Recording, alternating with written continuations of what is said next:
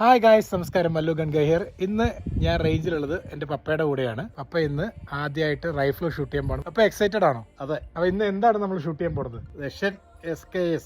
ഇത് AK-47 same ആമോ ആണ് ഉപയോഗിക്കുന്നത്. നൈസ്. അതന്നെ.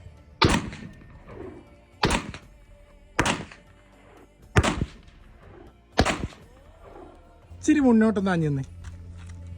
എക്സലന്റ്.